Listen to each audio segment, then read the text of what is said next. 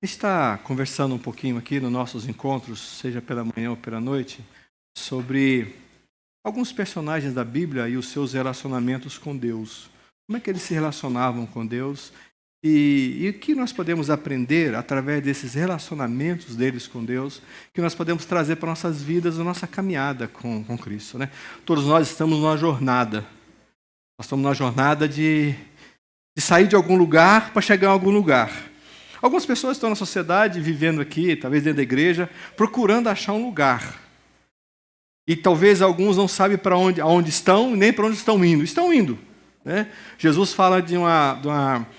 A Bíblia diz que muitas pessoas seguiam a Jesus, né? E quando Jesus falou assim, olha, o caminho é difícil, não é fácil não. Você tem que negar você mesmo, tomar a sua cruz e seguir. A Bíblia diz que alguns falaram assim, rapaz, não é esse caminho que eu quero não. E foram abandonando Jesus pelo caminho, né? E a Bíblia diz que uma grande multidão seguia, e quando ele falou isso, sobrou uns gatos pingados ali, que estavam nessa caminhada e começaram a entender que essa jornada com Cristo é uma jornada abençoada, uma jornada gratificante, mas não é uma jornada da onde eu tenho que negar muitas coisas e principalmente eu tenho que negar a mim mesmo. Valeu. E aí a gente vai nessa caminhada, na nossa caminhada com Deus. Eu escolhi um personagem bíblico que ele é o último juiz de Israel. Israel viveu umas fases na Bíblia.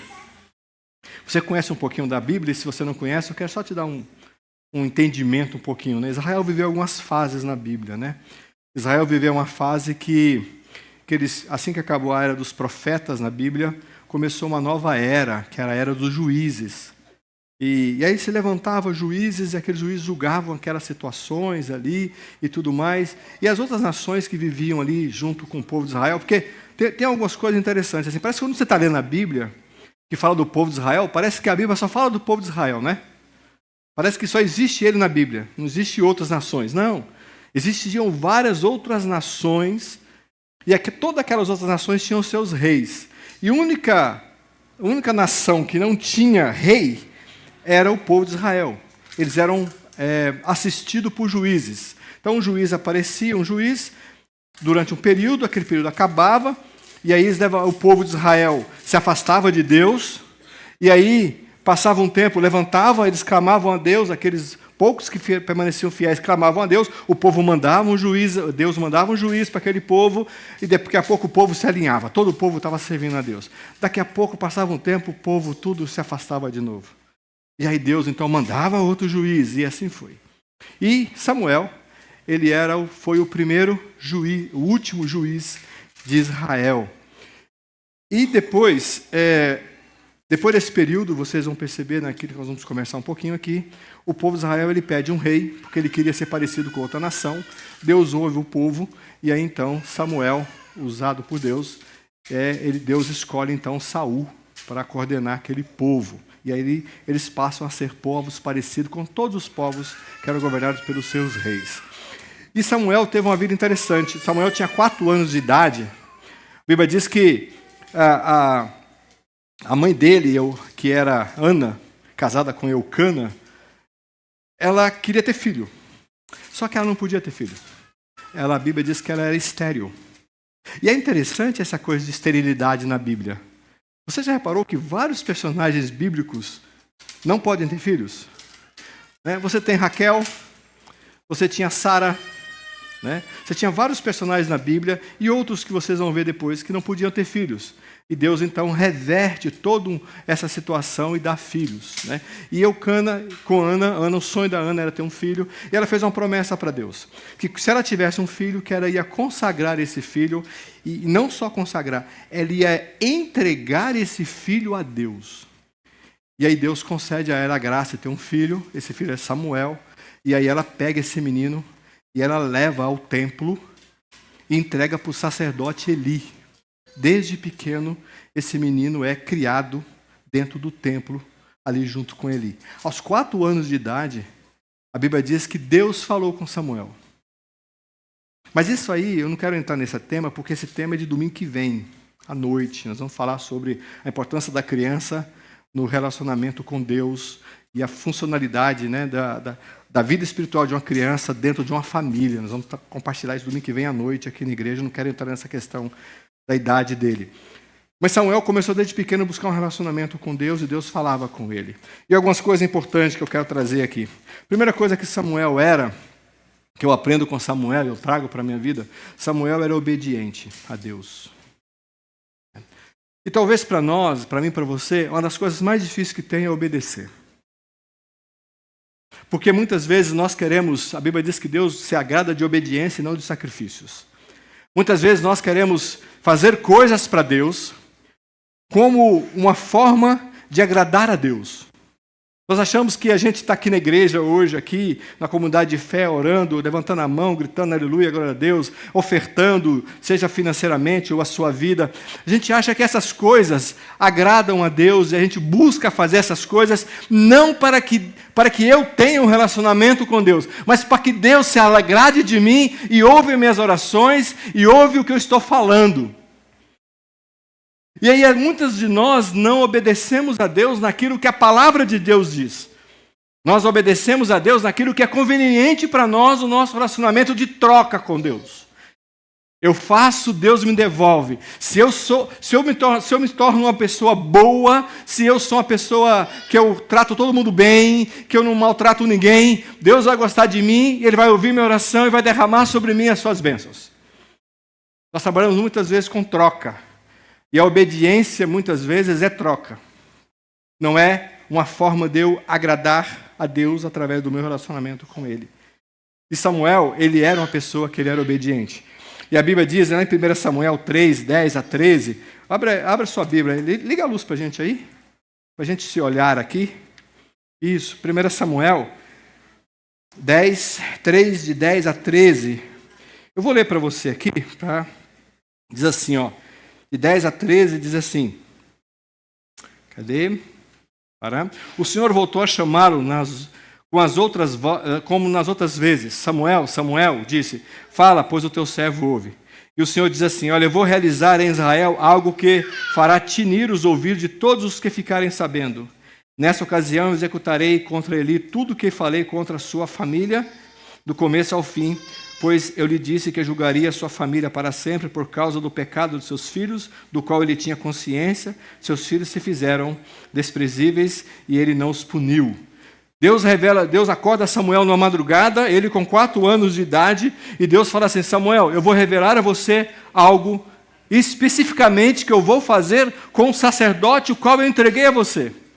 Eli tinha 2 filhos, ele era o sacerdote do templo de Israel, cuidava das orações, momentos de sacrifício, tudo era Eli que fazia. Ele tinha 2 filhos, chamados Ofni e Finéias. Eram os 2 filhos. Só que esses filhos eram safados. A palavra era essa mesmo. Eles eram safados. Safado em que sentido?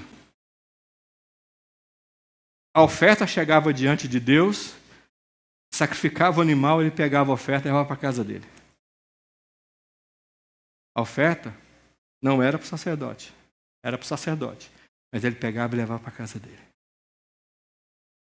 Começava a fazer as coisinhas assim, coisinhas pequenas. Meu pai é sacerdote, eu posso fazer. A Bíblia diz que eles eram pessoas que se prostituíam com as mulheres dentro do templo. A Bíblia fala disso. Deus chama Samuel na madrugada e fala, Samuel, eu vou falar um negócio para você e eu vou falar o que vai acontecer em Israel e com a família de Eli. Eu vou julgar a família de Eli e eu vou eliminar a família de Eli. A Bíblia diz que Samuel ficou acordado no dia seguinte até 10 da manhã, refletindo sobre o que Deus tinha falado. E aí Eli procura ele e fala, Samuel, o que Deus te falou nessa manhã? Ele falou assim, aí Eli fala assim, me conta tudo e não esconda nada. E aí ele foi falando, falou assim, olha, Deus falou que vai vir com a mão pesada sobre a sua família.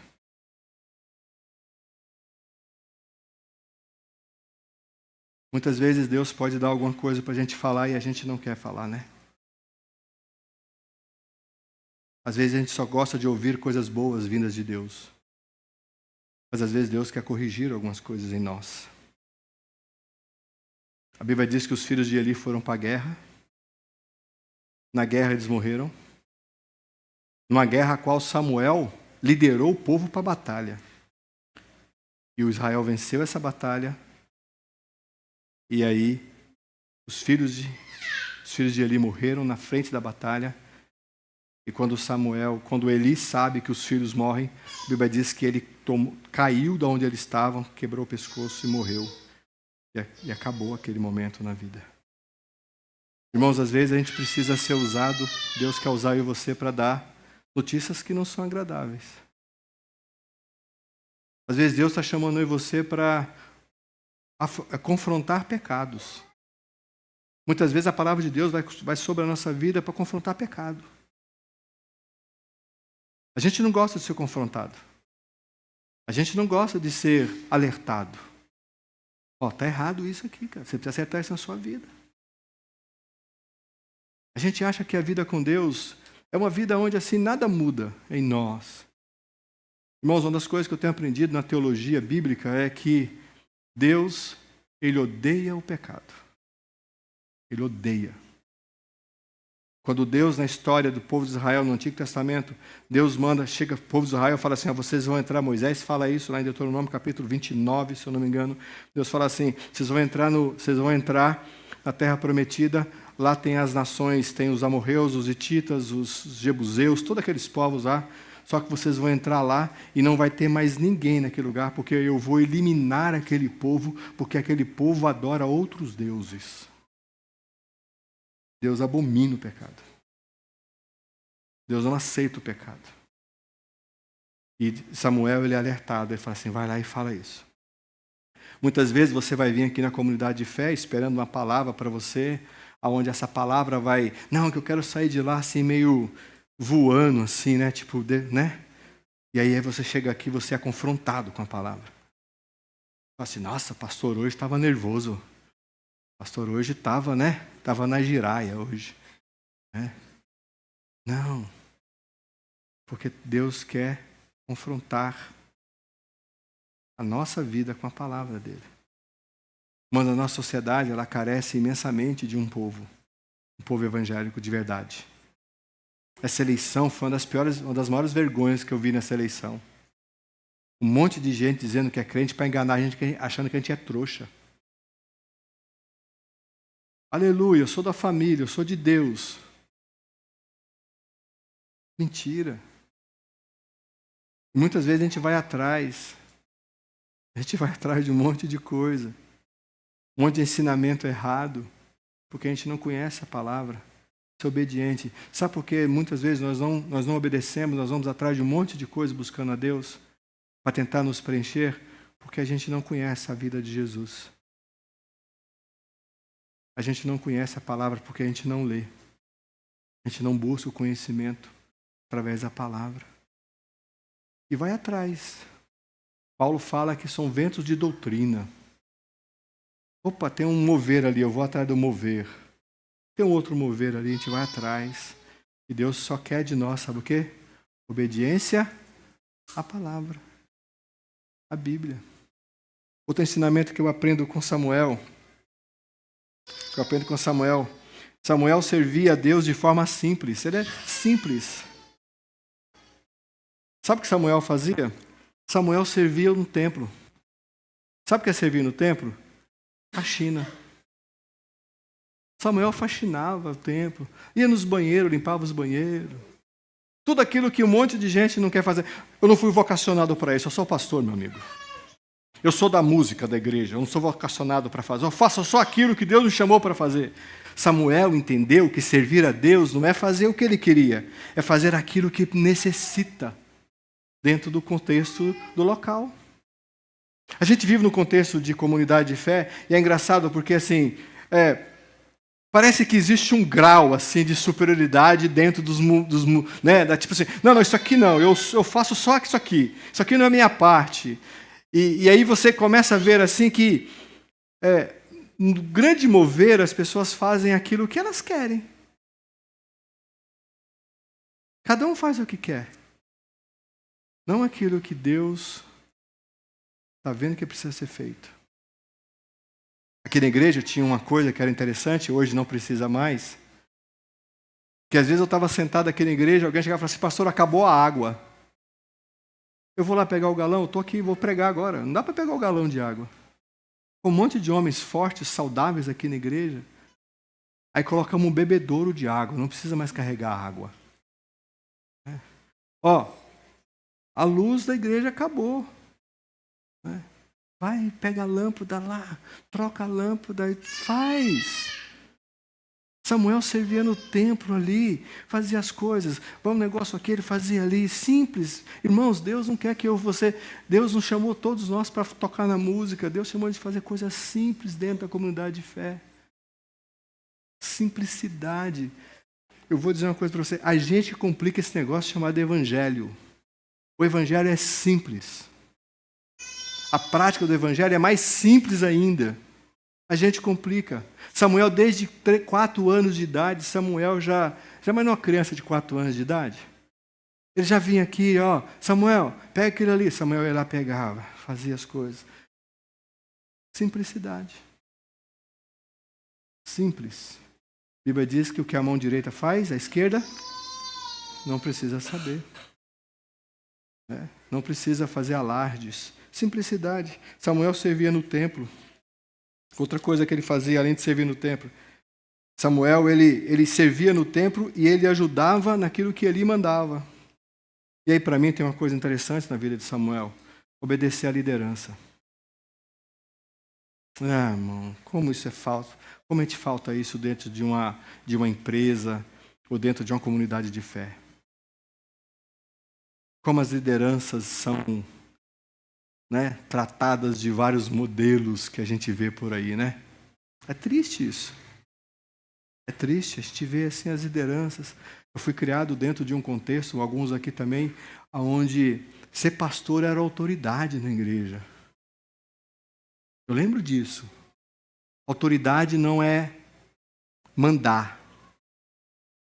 Autoridade é ser referência. E a gente via naquela pessoa referência e acatava, respeitava ele como autoridade sobre as nossas vidas. A gente não tem mais isso hoje. O que o pastor fala na igreja hoje, para muitos, não vale nada. Samuel, desde pequeno, aprendeu a obedecer a sua liderança. Eu vou dizer uma coisa para você. Se você não respeita a autoridade pastoral dentro da sua igreja, lá na sua empresa, você não respeita seu chefe. Você respeita ele porque ele é seu chefe, não porque você reconhece ele como autoridade. Você respeita porque ele é seu chefe, ele pode te mandar embora. E se você não respeita seu pastor, não respeita seu chefe, você não reconhece em Deus a autoridade sobre a sua vida. Porque essas pessoas, a Bíblia diz que toda autoridade foi constituída por Deus sobre as nossas vidas. É simples. Isso para mim é uma conta simples. Samuel aprendeu desde pequeno a fazer isso. E muitos cristãos, muitas empresas hoje não contratam mais evangélico. Não contrata mais. Porque descobriu que evangélico mente. Evangélico pega atestado falso. Evangélico mata a avó toda semana. Tem uns evangélicos que tem uns 10 vó. Vai matando assim. Por quê? Porque a gente foi perdendo, A gente achava que ser evangélico era instrumento de lealdade, de hombridade, de verdade. Hoje não é mais. Ser evangélico no mundo hoje é ser corrupto. Isso que é o pior. E aí nós aqui que estamos tentando levar esse negócio a sério, não é assim, Marcela, que a gente faz aqui nas nossas aulas de teologia, tentando levar esse negócio a sério, aí o outro lá suja nós, olha. Ser obediente, irmãos, obedeça. Obedeça a quem Deus colocou sobre a tua vida. Obedeça a autoridades lá na sua empresa, seu chefe. Mas meu chefe, ele é isso. Seu chefe. A autoridade está sobre a tua vida, filho.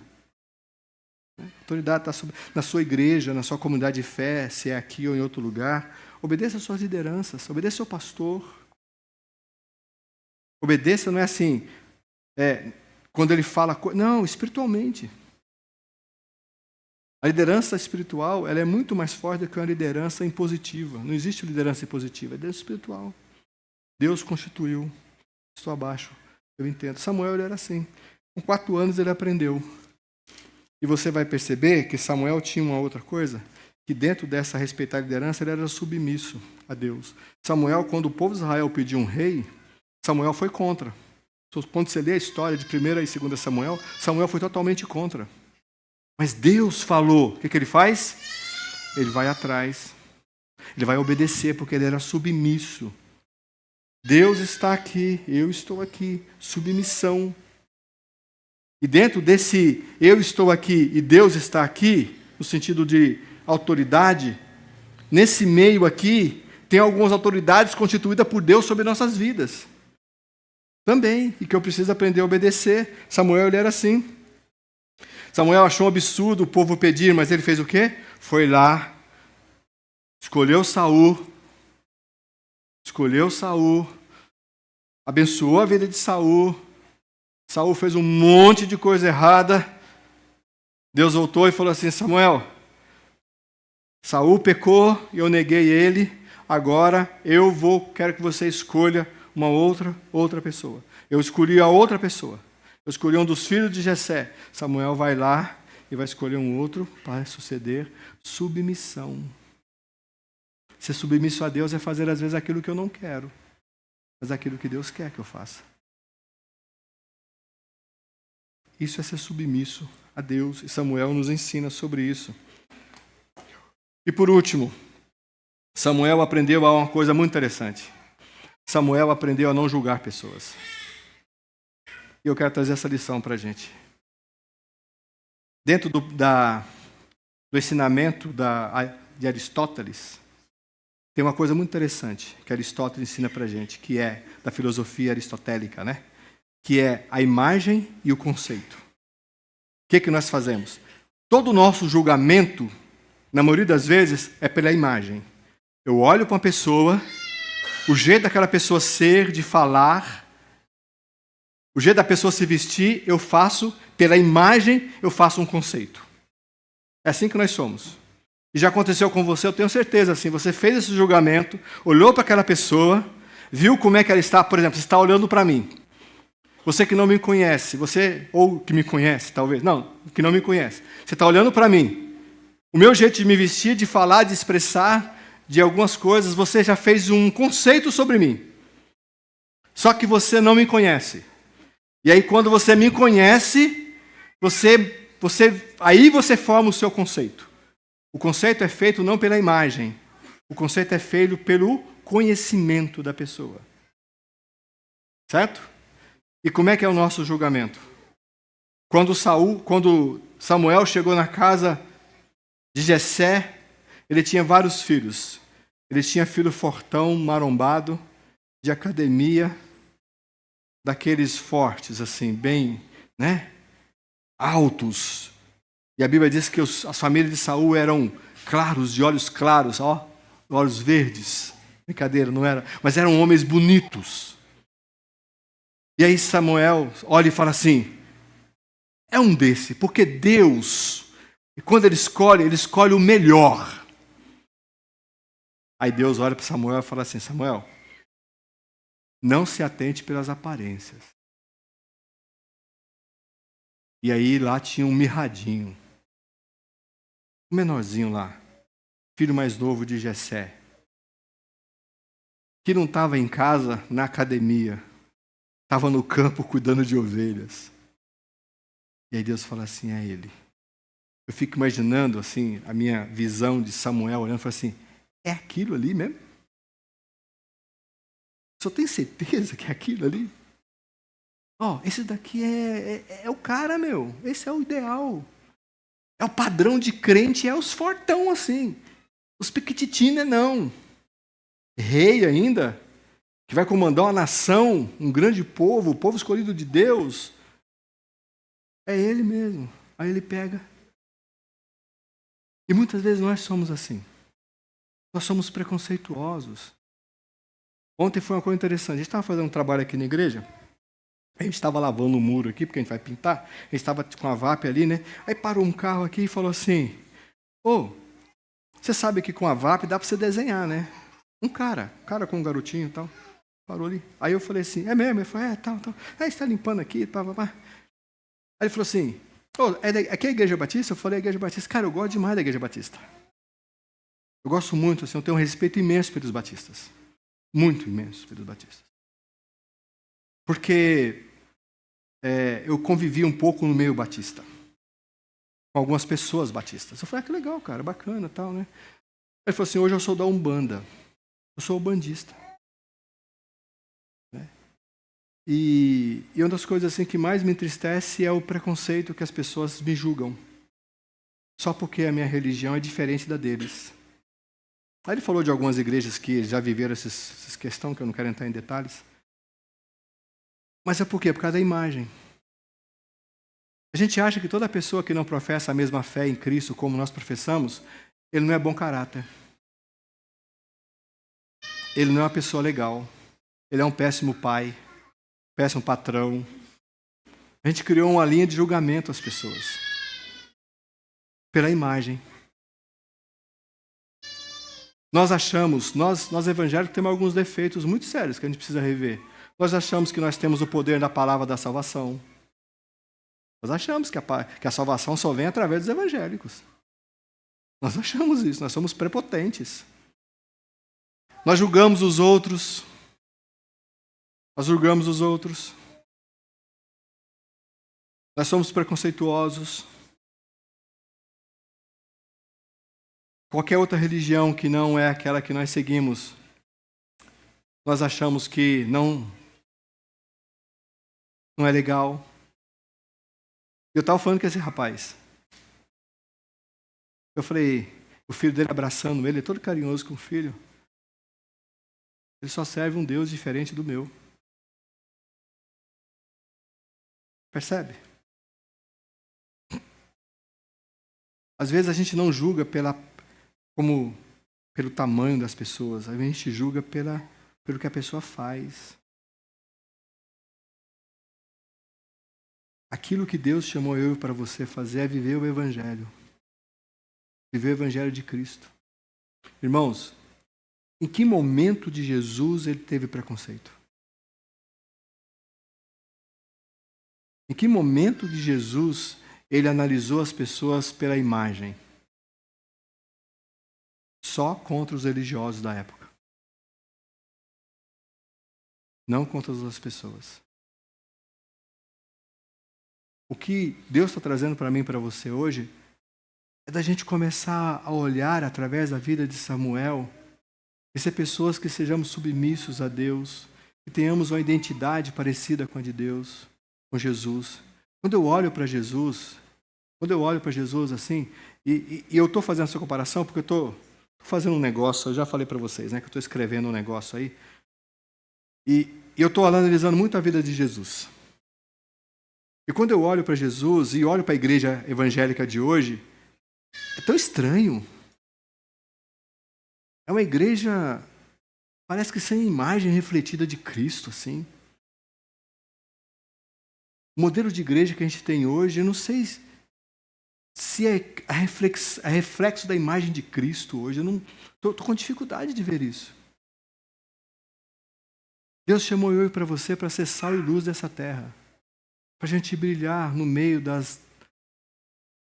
dos lugares onde está escuro. E é esse evangelho que Jesus quer que eu e você sigamos. A revelação da palavra que revelou a Samuel e que abriu os olhos dele, ele se tornou aquele homem de Deus, começou quando ele ouviu Deus falar com ele. Quando ele abriu e falou, Senhor, fala comigo. E Deus falou com ele. O que nós estamos precisando, o que eu e você estamos precisando é de ouvir Deus falar com a gente. Abrir os nossos ouvidos. Deixar Deus falar com a gente. Não a religião, mas Cristo falar conosco. Ouvir o Evangelho de Cristo. É o nosso desafio. Nós vamos sair daqui hoje e vamos ver aí alguns que ganharam, outros que perderam. Porque é assim que funciona. A democracia é assim. Uns perdem, uns ganham. Mas o Evangelho não é assim. O Evangelho não é assim. Porque Jesus morreu para que todos nós ganhássemos uma nova vida. Nosso desafio é sair daqui fazendo com que aquilo que Deus revelou para nós como palavra e como verdade seja prático. Ouvir Deus, ouvir, ser submisso, seguir as orientações, não ser preconceituosos, não julgar pessoas, não fazer uma imagem que não é verdadeira uns dos outros. É o nosso desafio, através da palavra de Deus. Amém? Amém, irmãos? Amém, né? Deixa eu falar algo para vocês. Lembra de domingo passado? A gente levantamos uma oferta pela manhã aqui na igreja, lembram? E nós ajudarmos uma missionária que estava em Uganda, lembram disso? Na divisa com Quênia. Eles andavam muito, ela cuidava de criança em vulnerabilidade lá em Uganda. Eles andavam muito para pegar água, lembram disso? Né? Essa semana nós levantamos a oferta, graças a Deus, e a vida dos irmãos, nós levantamos além daquilo que a gente imaginava. Essa semana tive uma notícia excelente. Porque às vezes, aparentemente, aquilo que é ruim é algo bom, né? Em Deus é bom. A casa que ela ficava com as crianças, o proprietário pediu a casa. E ela ficou sem casa. Isso é horrível, não é? Essa é a imagem. Lembram? A primeira imagem é essa, que é horrível. Sabe o que aconteceu? Através disso, um pastor lá, falou que tinha uma casa longe dali. E que essa casa tinha água, tinha luz e tinha espaço para as crianças. E aí eles mudaram, e aí o que eles fizeram? Aquela oferta que nós levantamos foi usada para pagar os 3 primeiros meses de aluguel. Dá de calção. E agora está numa casa que tem água, não precisa andar mais quilômetros e quilômetros para buscar água. Então aquilo que aparentemente era negativo é bênção de Deus, né? E outra coisa bacana que aconteceu essa semana, nós recebemos uma primeira família na casa aqui, na casa de apoio. Nós recebemos uma primeira família, né? E aí nós queremos agradecer a Deus por isso, por essa pessoa que nós recebemos ali e nós pudemos ser instrumento de Deus. Você, né? Você foi instrumento de Deus. Em cada coisa cada oferta que você deu, cada coisa que tem naquela casa lá, essa pessoa que está lá está usufruindo de tudo isso. Né? Eu queria agradecer a Deus por isso, mesmo assim, pela oportunidade que Deus nos dá de fazer essas coisas assim para o próximo, né? Ajudar as pessoas. E hoje também foi um carregamento, você que doou roupas aqui, aquelas roupas maravilhosas que você deu, que não servia mais porque você emagreceu. Amém? Amém. Né? As roupas estavam muito largas, você emagreceu. Né? Aí você falou assim, eu vou doar essas roupas para abençoar outras vidas. Né? E você trouxe aqui para a igreja. E aí, hoje nós mandamos lá para São Joaquim um carregamento. A caminhonetinha do Cláudio foi assim, né? Quase não aguentando, né? Enchemos ali, ainda sobrou roupa aqui ainda. Sobrou 3 sacos grandes de roupa. E deve chegar lá amanhã, deve estar com Pedro lá em São Joaquim lá. Então eu queria compartilhar isso com vocês, assim, dessa alegria da gente de poder ver Deus fazendo coisas através da nossa disposição e só obedecer o que Deus tem chamado a gente para fazer. Irmãos, Deus está falando com a gente. Amém? Deus está falando com você. Deus está despertando você para alguma coisa. Mas não é para você, é para abençoar alguém. Sempre Deus está falando com a gente assim, né? Deus está sempre falando. Eu quero desafiar você a se colocar à disposição, a contribuir com isso. A gente tem pensado um monte de coisa, está com alguns projetos para o ano que vem na igreja, irmãos. Cabeça de pastor é um negócio doido, não para assim, tipo... Estou pensando um monte de coisa para o ano que vem, alguns projetos aí. Não sei o que vocês vão fazer, porque é vocês que mandam, eu não mando nada. Mas assim, eu quero desafiar vocês a começar a orar por isso. Mesmo, em nome de Jesus. Né? Em dezembro nós queremos ir com uma perua lá para São Joaquim, lotado de coisas. Lá para São Joaquim, né, Roberto? Não sei se a gente chega lá, né, Roberto?